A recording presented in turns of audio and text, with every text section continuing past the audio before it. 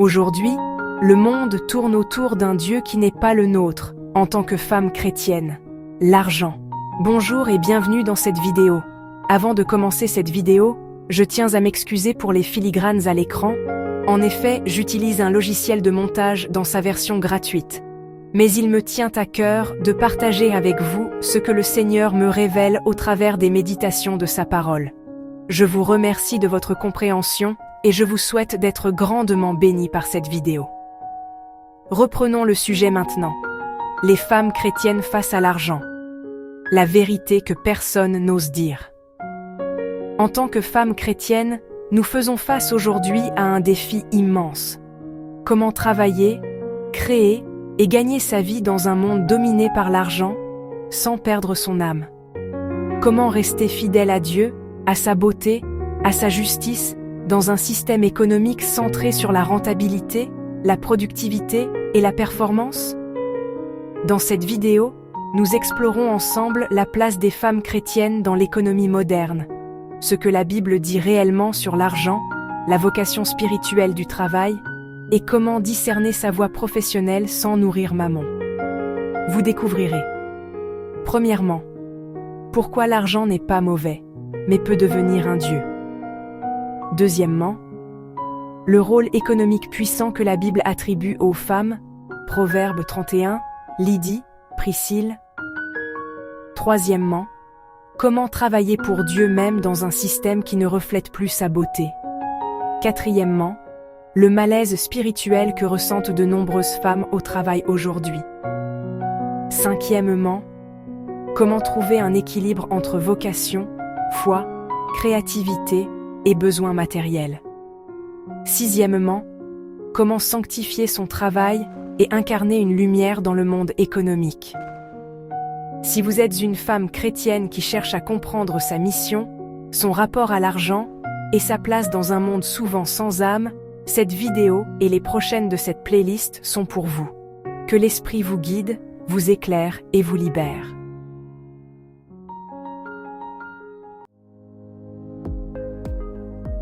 Le combat intérieur des femmes chrétiennes dans un monde dominé par mammon.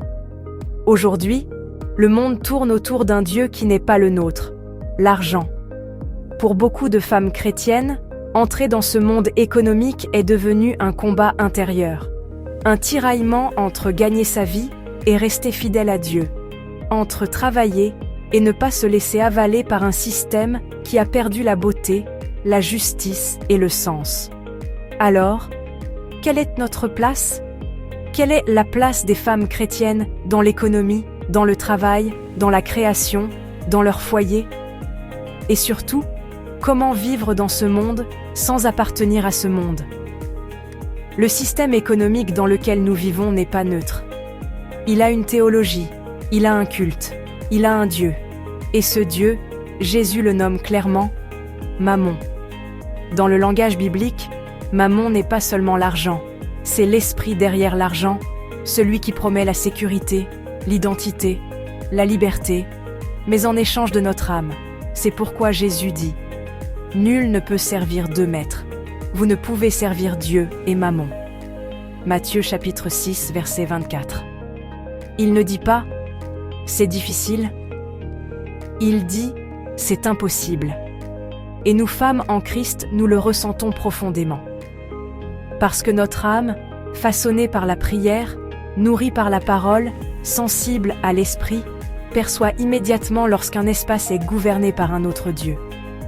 C'est pour cela que tant de femmes ressentent un malaise au travail, une sensation d'être à contre-courant, une fatigue spirituelle, une impression de ne pas coller au système. Ce n'est pas parce que nous sommes fragiles.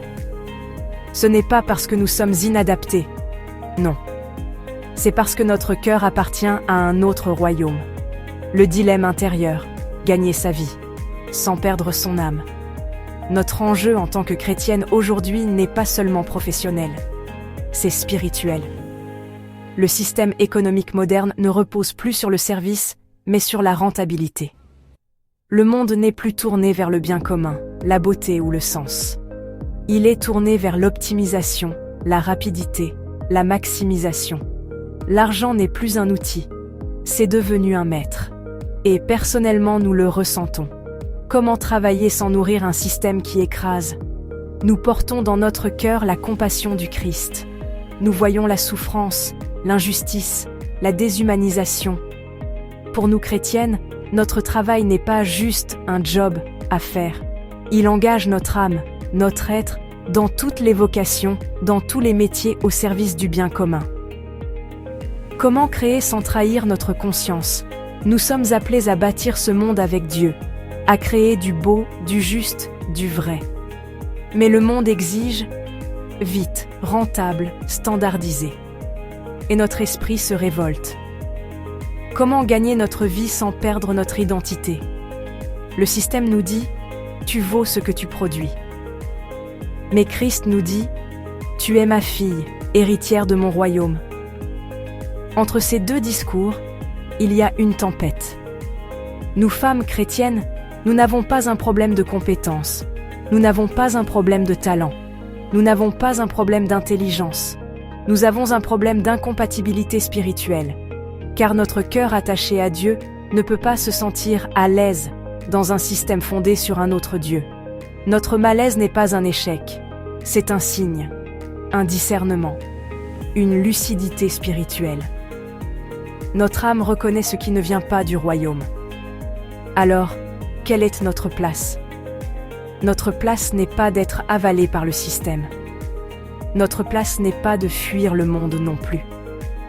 Notre place est d'y entrer comme une lumière, d'y porter un autre esprit, d'y manifester une autre manière de faire, une autre manière de créer, une autre manière d'exister.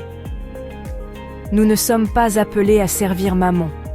Nous sommes appelés à révéler le royaume, même dans notre travail, même dans notre façon de créer, même dans notre rapport à l'argent, parce que nous appartenons à un autre maître, à un autre monde, à une autre économie, celle du ciel.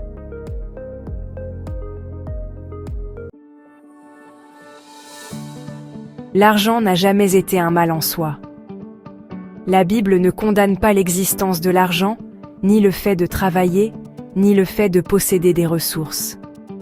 Elle condamne la déformation spirituelle de l'argent quand il devient un maître, un refuge, une identité. Paul l'exprime avec une précision incroyable. L'amour de l'argent est une racine de tous les maux. 1 Timothée chapitre 6 verset 10. Il ne dit pas « L'argent est mauvais, l'argent est impur. Les femmes spirituelles doivent s'en éloigner. » Non, il dit « C'est l'amour de l'argent qui corrompt l'âme, c'est-à-dire l'attachement, la dépendance, la dévotion, ce moment où l'argent devient un dieu, une assurance, une sécurité. L'argent n'est pas un mal. L'argent idolâtré est le mal. L'argent, utilisé avec justice, est un outil de Dieu. Lorsque l'argent n'est pas idolâtré mais soumis à Dieu, il devient un outil pour bâtir, pour nourrir, pour enseigner, pour créer. Un moyen de bénir, soutenir l'Église, les pauvres, les missions, les familles. Un fruit du travail. Dieu honore le labeur, la créativité et la persévérance. Un instrument de liberté, non pas pour dominer, mais pour ne dépendre que de Dieu.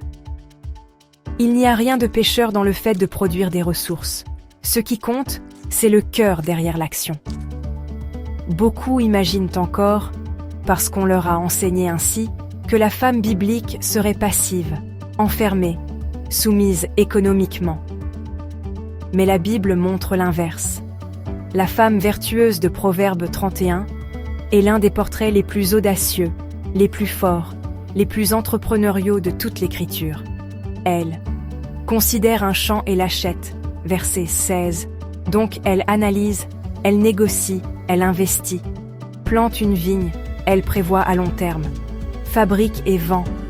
Elle entreprend, elle produit, elle commerce. Sa lampe ne s'éteint point pendant la nuit. Elle gère, elle organise, elle dirige. Ce n'est pas une femme dépendante. C'est une femme forte, proactive, créative, économiquement consciente, généreuse, spirituellement centrée. Pourquoi ? parce que tout ce qu'elle fait, elle le fait sous le regard de Dieu, avec un cœur aligné, un esprit intègre. Lydie, une femme entrepreneuse au cœur de l'Église primitive. Dans le Nouveau Testament, on retrouve une autre figure puissante. Lydie, marchande de pourpre. La pourpre était un produit de luxe, un marché prestigieux, un secteur économique influent. Lydie est donc indépendante, dirigeante d'entreprise, responsable de son foyer, ouverte à l'Esprit de Dieu. Acte 16 nous dit « Elle écoute Paul.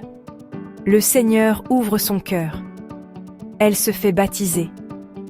Elle accueille l'Église dans sa maison. Elle devient un pilier de la communauté chrétienne, grâce à sa maison, grâce à ses ressources, grâce à son activité. Ce n'était pas contraire à sa foi, c'était un fruit de sa foi. Les femmes de la Bible, non pas dépendantes, mais intendantes. Dans toute l'Écriture, les femmes ne sont pas appelées à la pauvreté, ni à la dépendance, ni à l'effacement économique. Elles sont appelées à l'intendance. L'intendance, c'est l'art de gérer des ressources en accord avec le cœur de Dieu. Les femmes de la Bible soutiennent financièrement Jésus et les apôtres, Luc chapitre 8 verset 3, dirigent des foyers, administrent des terres, investissent, entreprennent, bénissent les communautés, jouent un rôle économique dans leur ville. Elles ne cherchent pas la richesse pour elles-mêmes. Elles mettent leurs ressources au service de Dieu. Elles ne vivent pas dans l'idolâtrie. Elles vivent dans la fidélité. L'argent a besoin d'être sanctifié, pas rejeté. En tant que femmes chrétiennes, nous ne sommes pas appelées à fuir l'argent. Nous sommes appelées à le sanctifier, à le remettre à sa juste place, non pas un maître, non pas une identité, mais un outil du royaume.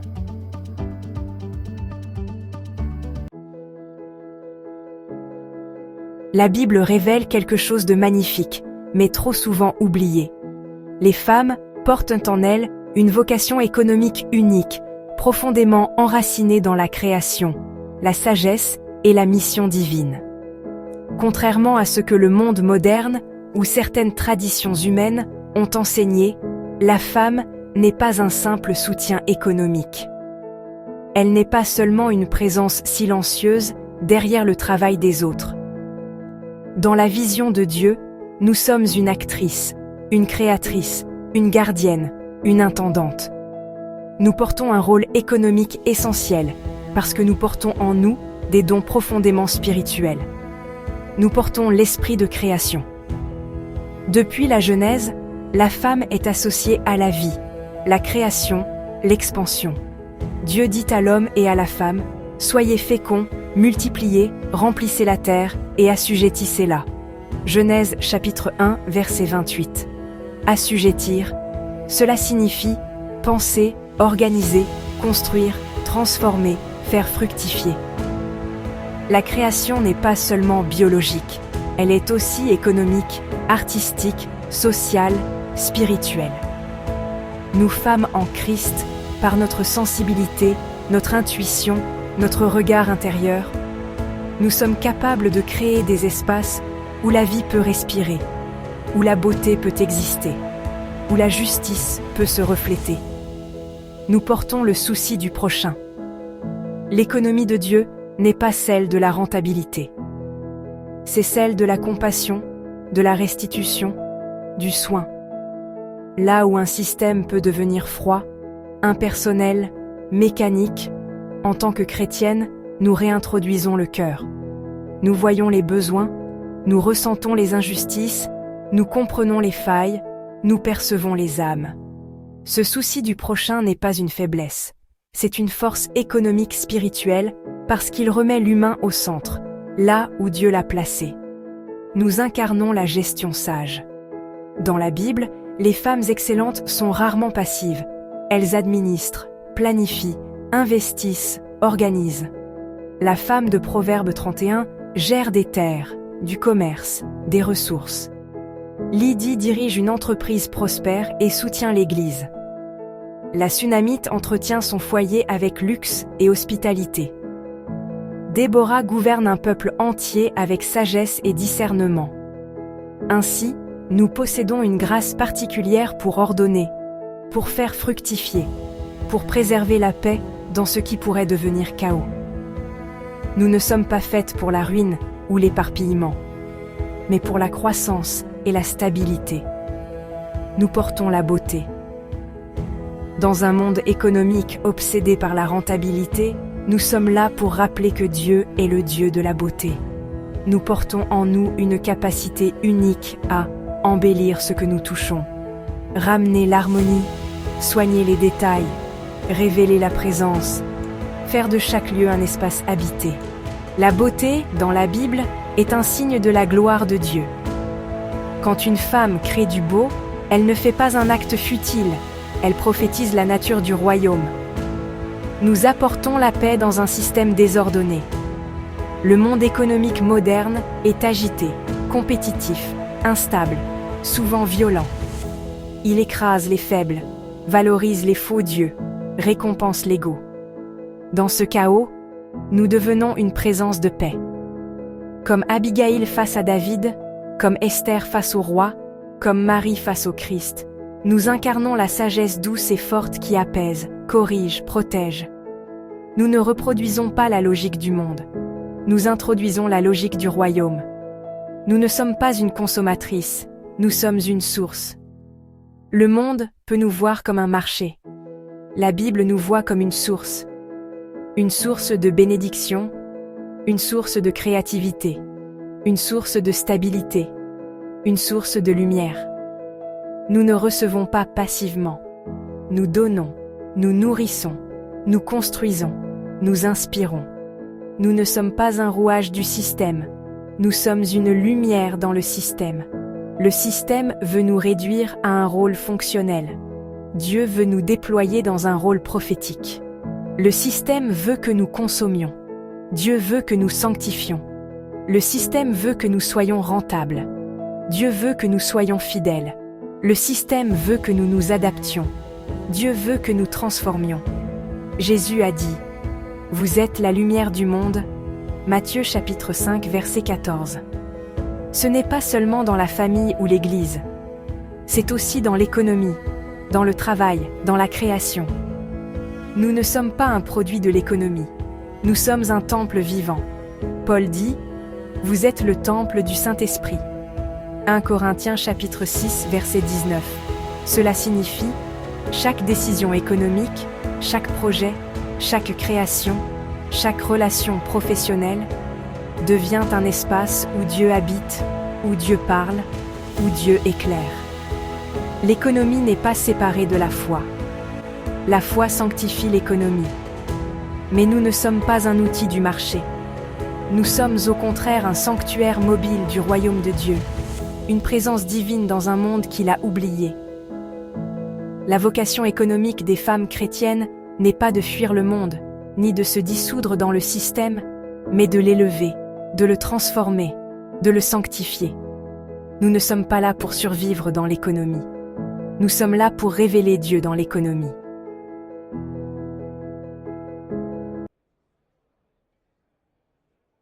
Beaucoup d'entre nous ressentent un malaise profond dans le monde professionnel.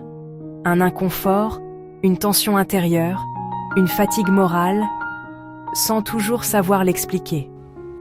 Nous nous disons parfois « Pourquoi je n'arrive pas à m'épanouir dans ce système ? Pourquoi je me sens étrangère au monde du travail ? Pourquoi je ne trouve pas ma place alors que j'ai des compétences ? Pourquoi tout cela me semble vide, froid, sans âme ? » En réalité, ce malaise est spirituel, pas psychologique. Nous ne sommes pas défaillantes, nous sommes sensibles, nous sommes éveillés, nous sommes habités par l'esprit. Le système moderne exige l'inverse des valeurs du royaume. Le monde économique contemporain repose sur des idéologies qui contredisent l'Évangile. Productivité sans compassion, rentabilité sans justice, efficacité sans âme, concurrence sans fraternité, création sans beauté.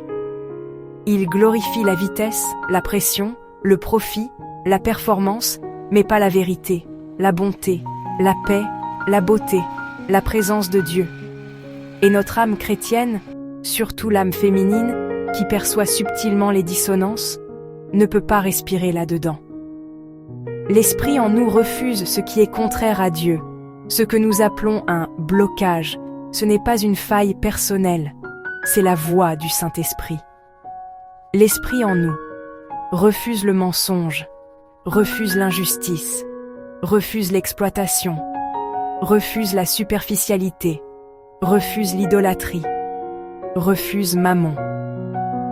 Notre malaise est un symptôme de fidélité intérieure, une résistance spirituelle contre un système qui ne reflète plus Dieu. Ce que nous vivons n'est pas une fragilité, c'est un discernement. Nous ne sommes pas faites pour servir Mammon. Jésus l'a dit clairement, vous ne pouvez servir Dieu et Mammon. Matthieu chapitre 6, verset 24. Mammon, ce n'est pas seulement l'argent, c'est un esprit, une domination, une logique, un système. C'est la manière dont le monde idolâtre, le gain, la vitesse, la compétition, l'ego, l'apparence, le pouvoir. Certaines personnes se reconnaissent dans ce système. Elles y trouvent leur identité. Elles y trouvent leur sécurité. Mais nous, notre âme appartient à un autre royaume. Nous ne pouvons pas servir Mammon, non pas parce que nous sommes incapables, mais parce que nous sommes consacrés. Ce que nous percevons comme un échec est peut-être une fidélité. Beaucoup d'entre nous se disent « Je n'arrive pas à entrer dans ce monde. Je ne trouve pas ma place. Je ne comprends pas pourquoi je suis rejeté. Pourquoi est-ce si difficile pour moi ?» La vérité est souvent invisible. Ce que nous prenons pour un échec social est un succès spirituel. Vous croyez être exclu? Vous êtes en réalité protégé. Vous croyez être inadapté? Vous êtes préservé de la corruption. Vous croyez manquer quelque chose? Vous êtes gardé pour une mission différente. Dieu ne nous a pas créés pour servir un système déshumanisé. Il nous a créés pour sanctifier le monde, pas pour nous conformer au monde. Le royaume de Dieu en nous crée une incompatibilité avec le système du monde. Lorsque l'Esprit de Dieu habite en nous, nous ne sommes plus en harmonie avec les logiques terrestres. Là où le monde impose la concurrence, nous portons la paix. Là où le monde impose la rentabilité, nous portons la justice. Là où le monde impose l'efficacité froide, nous portons l'amour. Là où le monde impose la vitesse, nous portons la présence. Là où le monde construit sans âme, nous portons la beauté de Dieu. C'est pour cela que nous nous sentons étrangères. C'est pour cela que nous ne comprenons pas les règles du jeu. C'est pour cela que nous nous sentons parfois isolés. Notre âme n'a pas été faite pour se dissoudre dans ce système. Elle a été faite pour en être la lumière. Vous n'êtes pas inadapté, vous êtes préservé. Ce n'est pas une faiblesse. C'est un appel. Ce n'est pas une incapacité. C'est une protection. Ce n'est pas une défaite. C'est une consécration. Dieu protège ce qui lui appartient. Dieu écarte ce qui pourrait corrompre notre cœur. Dieu garde intact ce qu'il veut utiliser plus tard. Nous ne sommes pas inadaptés au monde. Nous sommes adaptés au royaume. Si vous ressentez ce malaise dans le travail, ce n'est pas que vous avez un problème.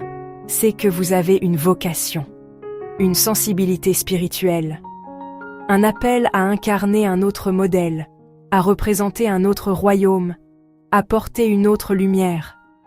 Votre âme n'appartient pas au système. Votre âme appartient à Dieu.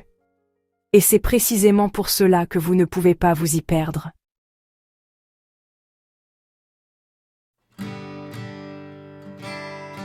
Alors comment faire? Comment travailler, créer, gagner sa vie, sans nourrir le système de Mammon, sans épuiser votre âme, sans trahir ce que Dieu a déposé en vous? Comment travailler, créer, gagner sa vie, sans nourrir le système de Mammon? La Bible donne une voie claire, simple et radicale. Ce n'est pas l'activité qui sanctifie le cœur, c'est le cœur qui sanctifie l'activité. Servir Dieu dans le travail. Tout ce que vous faites, faites-le de bon cœur, comme pour le Seigneur, et non pour des hommes. Colossiens chapitre 3, verset 23. Ce verset renverse l'économie du monde. Vous ne travaillez pas pour survivre. Vous ne travaillez pas pour plaire. Vous ne travaillez pas pour vous prouver quelque chose. Vous travaillez pour Dieu. Quand votre intention change, votre travail change. Le même geste, concevoir, créer, gérer, soigner, bâtir, devient un acte d'adoration. C'est ainsi que nous pouvons être dans l'économie, sans appartenir à l'économie. Rechercher la justice avant la rentabilité. Le peu du juste vaut mieux que l'abondance des méchants. Psaume 37, verset 16. Le monde dit « Gagne plus, va plus vite, élargis, maximise ». Dieu dit « Sois juste, sois intègre, sois en paix ». Ce n'est pas la quantité qui bénit, c'est la droiture. Un revenu humble mais propre devant Dieu vaut 100 fois plus qu'un salaire élevé qui a coûté votre paix, votre conscience, ou même votre relation à lui. Nous ne sommes jamais bénis par la trahison de notre âme. Judas en est le parfait exemple. Nous sommes créés pour la beauté. Dieu dit à Moïse qu'il remplit de l'esprit les artisans du tabernacle pour qu'ils créent la beauté. Exode 31. Ce n'est pas anodin. La beauté est un ministère. Notre profession, nos métiers sont des ministères, des lieux où Dieu se révèle. Quand nous croyons avec intention, avec pureté, avec silence intérieur, nous ne sommes plus dans l'économie du monde. Nous sommes dans l'économie du royaume.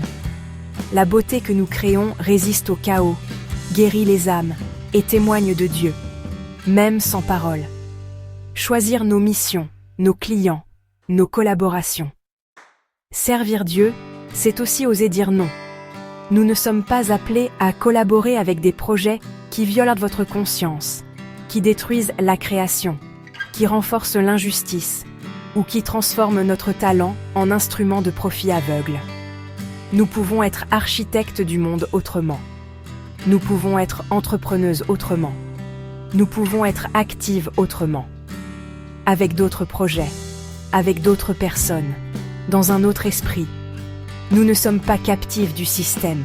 Nous sommes libres en Christ. Entrés dans l'économie du royaume. L'économie de Dieu n'a rien à voir avec celle du monde. Elle repose sur la paix, la justice, la beauté, l'abondance, le service du prochain. Dans cette économie, vous ne perdez rien de vous-même. Vous n'avez pas à vous durcir, à vous suradapter, à vous trahir. Dans l'économie du royaume, votre travail devient une source, votre activité devient un ministère, votre talent devient un instrument de guérison. Voilà comment une femme chrétienne travaille sans jamais servir Mammon. Elle sert Dieu partout où elle pose les mains.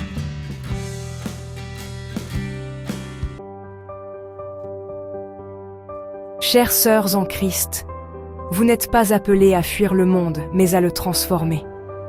Votre travail n'est pas une charge à rejeter. Il peut devenir un lieu sanctifié où vous semez la paix, la justice et la beauté, en servant Dieu par vos talents et votre cœur. Même si le monde chancelle, votre sécurité demeure dans le royaume de Dieu. Vous n'êtes ni seul ni perdu. Vous êtes envoyés, portés par l'Esprit, pour manifester une grâce que le monde ne peut ni acheter ni détruire. Je vous remercie d'avoir regardé cette vidéo et je vous souhaite d'être grandement bénis par notre Seigneur Jésus-Christ.